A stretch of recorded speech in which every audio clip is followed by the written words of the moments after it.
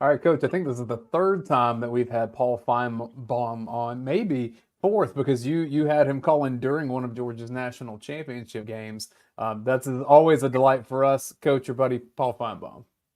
Yeah, Paul and I go back a long ways, and just one of the, besides being one of the most important guys in college football, a guy you can always count on, been a genuine friend to me for a long time. And Paul, yesterday had to go down in history as one of the all-time days in the history of your show, wasn't it? Yeah, no, I think it was, Coach, because I mean, not to state the obvious, but Alabama could lose to literally any school in the country, but they can't handle losing to Vanderbilt, and it was an absolute meltdown. And the reverberations are going to continue, and really forget the audience, forget the calls. What does this really mean to Alabama? You've seen highs and lows, but I'm not sure I've ever seen one quite like this. Yeah, I mean, you and I talked a little bit on text during that game when we played them, and I told you that I thought we were going to be able to attack their secondary and all that before the game, and certainly we did. But you said something after the game, which I think you could probably reiterate to our fans, that maybe Alabama wasn't quite as good as you thought they were, and Georgia probably wasn't as bad. But anything can happen in college football in today's world, right? Yeah, Coach. I mean, you had warned me about Alabama's secondary and where Georgia was going to try to, attack. And it felt like in the first half, Alabama literally emptied out every trick they've ever conceived. But the problem was there wasn't anything left, and they essentially had one miracle play left, and that was the difference in the game. And somebody asked me what would have happened if that game gone into overtime. Georgia would have won the game. I mean, Alabama was gasping, and they just never recovered because I'm not sure they are really quite as good as they looked at during that epic win over Georgia, and they paid for it against Vanderbilt. And to me, what's so interesting about Vanderbilt, you look at Alabama's 8 SEC games, and I would have probably ranked Vanderbilt as the eighth toughest of the group. Exactly. And you give Lee a lot of credit. I mean, he's gone to the transfer portal. He's brought in the option offense, which we talk about all the time, is a great equalizer. And of course, this quarterback, I don't know how much interaction you've had with him, but certainly his ability to beat Auburn and Alabama, it goes down in history as one of the best players ever from New Mexico to come in here and take advantage of him. Yeah, we're talking to him later in the week, and what I like about him, and as a coach, you can appreciate it. It might not be easy to handle, is that he's just incredibly confident. And usually, and I'm not talking about Georgia, but most schools, with the exception of Georgia, probably LSU, they face Alabama, and many times they've already lost a game, and Vanderbilt just said, "Screw it." I mean, we're not afraid of them. And I think it was because of Diego, and you saw it the whole game, and it wasn't a fluke. This wasn't just that miracle game. I mean, Alabama was beaten almost in every phase of the game. Well, this is a Georgia show, and we're going to hit Georgia pretty good. But I know you're looking forward to. You did some preliminary work. I know you went out to Texas and Oklahoma. The influx of them coming in the conference, and now you're going out to the Red River rivalry, which I was a big part of. And unless you've experienced it, it's kind of like Georgia, Florida. It's a new happening, and I know you're going to take all that fried food into your palate out there. But I mean, I'm currently dieting right now, Coach, so I can eat the fried everything. But yeah, no, it's probably the game I wanted to see this year in the SEC because of all the conversation about Georgia and Oklahoma. By the way, I spent a little bit of time in Norman visiting with Venables, and I saw the King, Barry Switzer, and Jim Donnan is very well remembered and beloved in Norman, Oklahoma. I know you hear that, but I want to tell you, I witnessed it and experienced it. Well, that's nice of you to say, and we talked about most of my family's going to be at that game, but. What's your take on Texas at this point? They really haven't been challenged, but do you think they're worthy of being number one in the nation right now? It feels like it, and Coach, that's until I see Ohio State Saturday night, because I got a sneaking suspicion Ohio State's the most talented team, but we just, never seen a school, maybe with the exception of Michigan last year. They got to take off the whole first 6 weeks of the season and get ready for one game. So that's the one thing I don't know. The Michigan win did not really prove very much, although I think everyone jumped to conclusions. The fact that they're so good at quarterback, I think, makes them dangerous. I mean, there's still a few positions that they are not as good in as last year. But having said that, Oklahoma does not exactly knock me over when it comes to their offense. Their defense is top notch, but I don't know how they can manufacture points. And I know special teams is a big deal out there, but unless that can bring you points, I'm not sure that's going to be a factor in the game. Yeah, I think OU's got to change their offensive philosophy. This quarterback's more of a rollout type guy. He's not a air raid guy. Maybe they'll do some of the things they did with Jalen Hurts and put him on the edge and all, and maybe give him a little bit. But, that game can go either way. I've been in it so many times, but I don't know if OU's got enough firepower. But another game that's really interesting that we talked about on our show earlier was the LSU and going against this Lane Kiffin team that suddenly's got a pretty good defense. Yeah, I think this is the most interesting game of the weekend, Coach, and especially the winner is in really good shape. The loser has serious problems, but I don't. I mean, the thing about Kiffin, and I realize they missed a kick in the Kentucky game and all that, but the fact that they were just not into that game, they were able to adjust and come out and beat what I think has been an overrated South Carolina team, but they do make me a little bit uncomfortable. And having said that, the LSU defense also leaves a lot to be desired. Yeah, I mean LSU really got to get something going defensively, and certainly my man Dayne's been waiting all week to ask you a question. So what you got there, Dayne? Well, Paul asked us to Kirk Herbstreit when we had him on, just how in college game day discussions with the first year of a 12-team playoff, how you reframe what you think about these losses, or what you think when a Tennessee loses at Arkansas, what that could mean for the rest of the year. You and your producers on your show, whether it's SEC Nation or your daily show, how are you reframing what a loss means in the SEC right now? Dayne, it means everything. The new calculus is, okay, what does that mean, and what can you afford to lose next? Where if you go back, let's go back to the Alabama. I mean, Alabama losing to Vanderbilt would have probably knocked them out of the playoffs in any other year. The outlier would be Georgia, because Georgia would have lost to a team that ended up being number one, and it wouldn't completely knock you out, but it would put you in danger.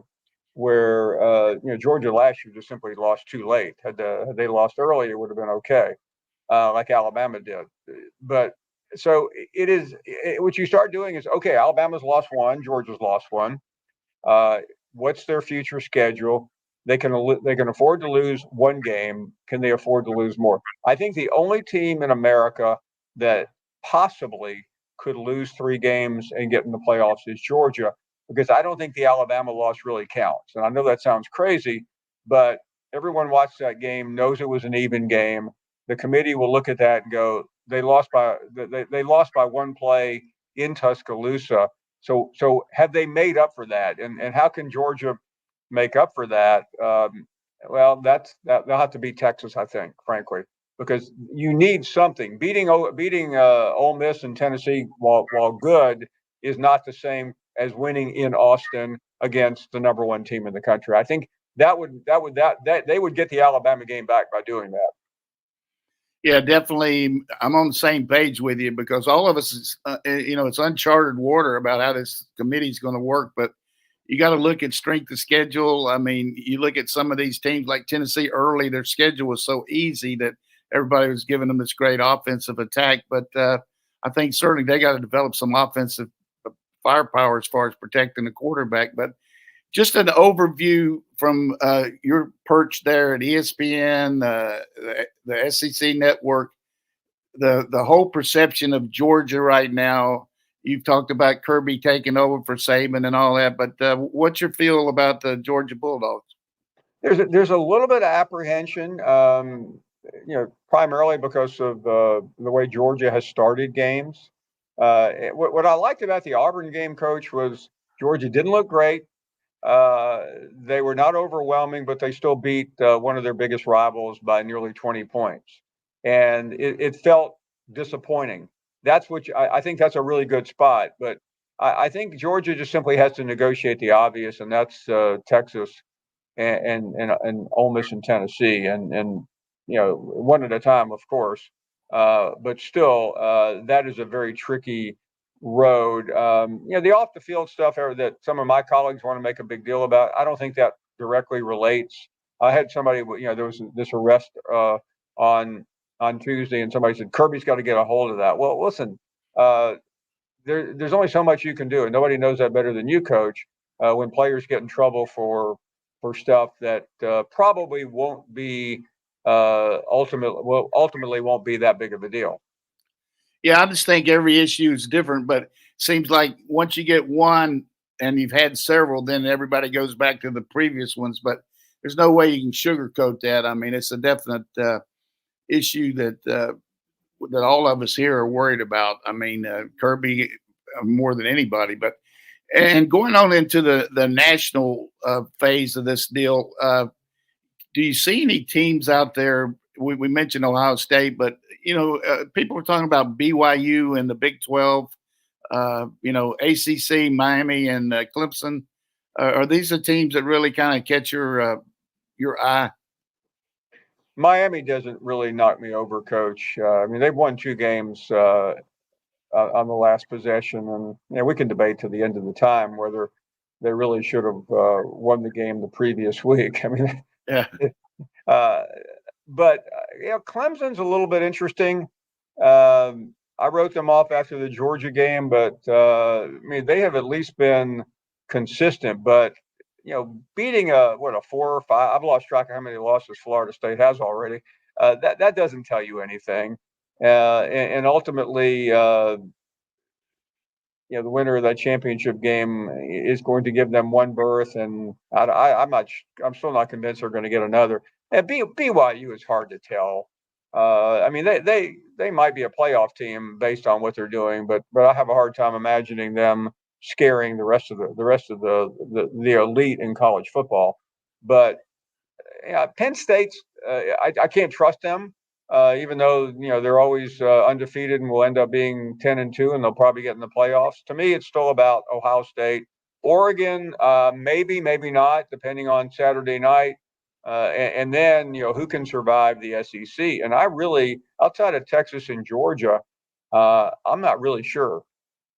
Yeah, I mean, we talk about every team, and of course, Alabama all of a sudden was a Heisman Trophy winner, the best team ever, and now up for grabs where they're going to make the playoffs, basically because of how inept they look defensively the last 6 quarters. And a guy that's living on Tulsa time is Kane Womack right now. I coached with his dad. He was a GA for me. I know Kane's got a good background, but this looks to me like they're out of position more than any Alabama team I've seen in a long time.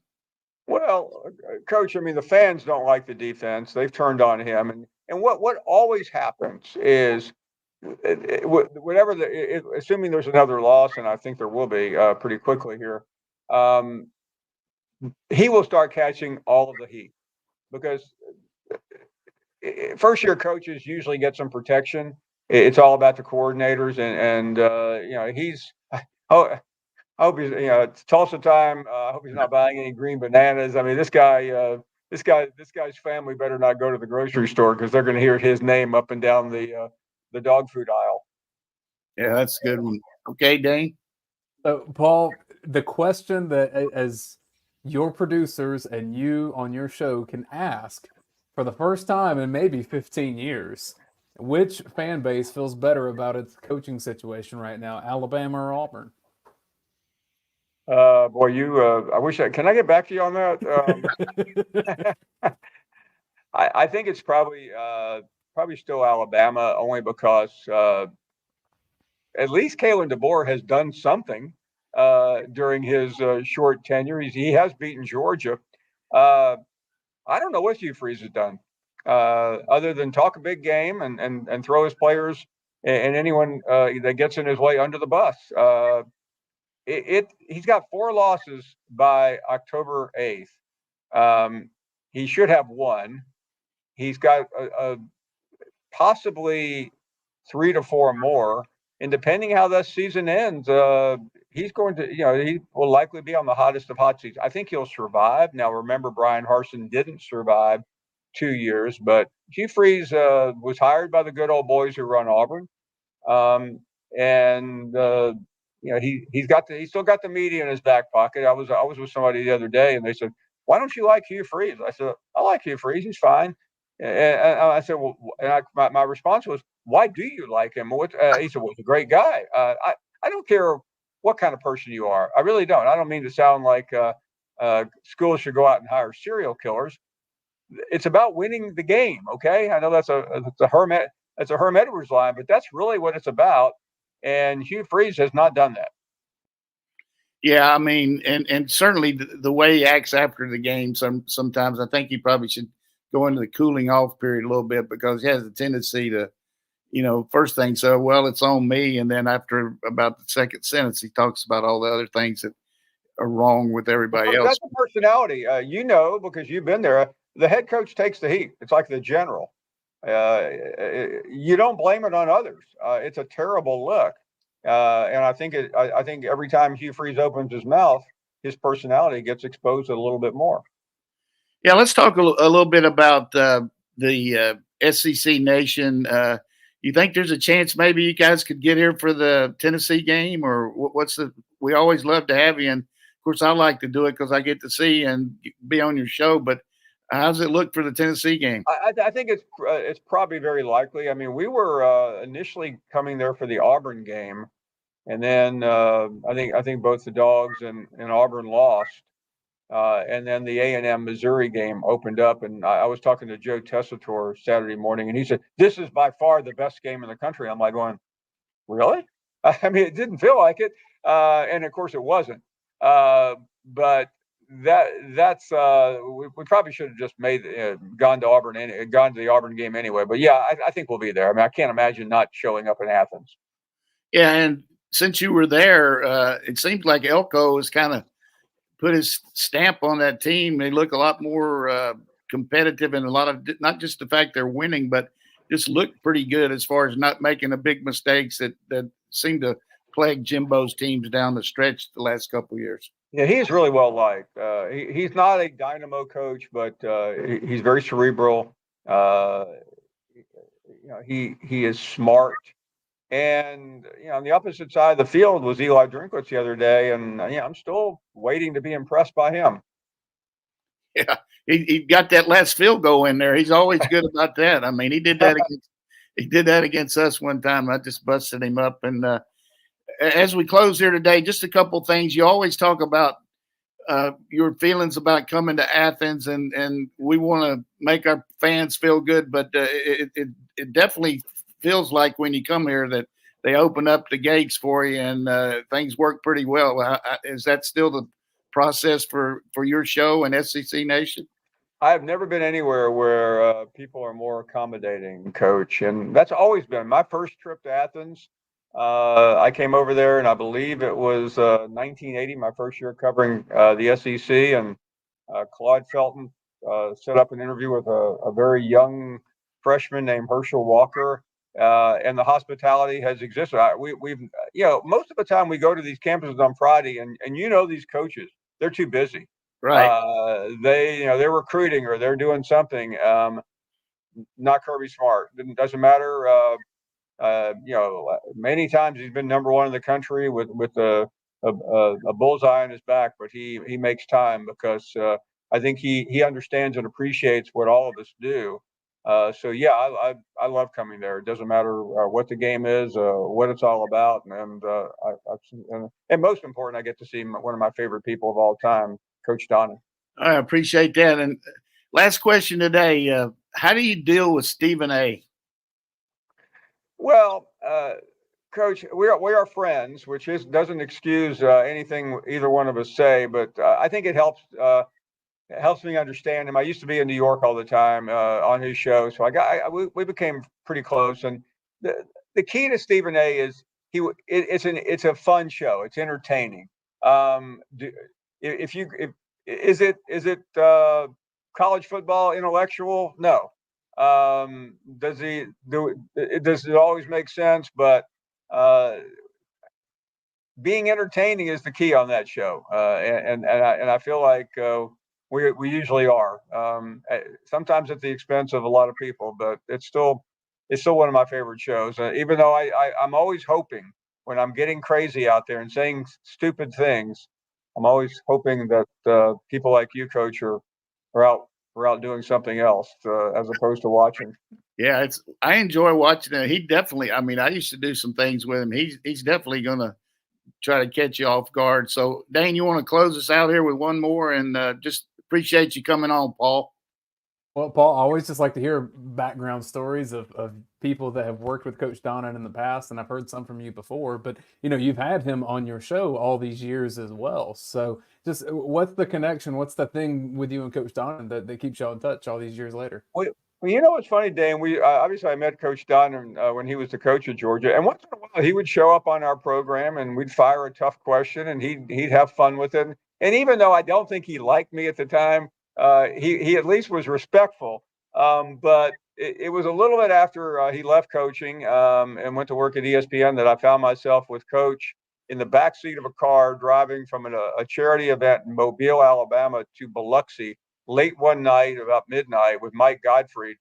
And he started telling stories, and I'm like thinking, this guy's funny. This guy's a better comedian than he was a coach. I mean, I have never been more entertained.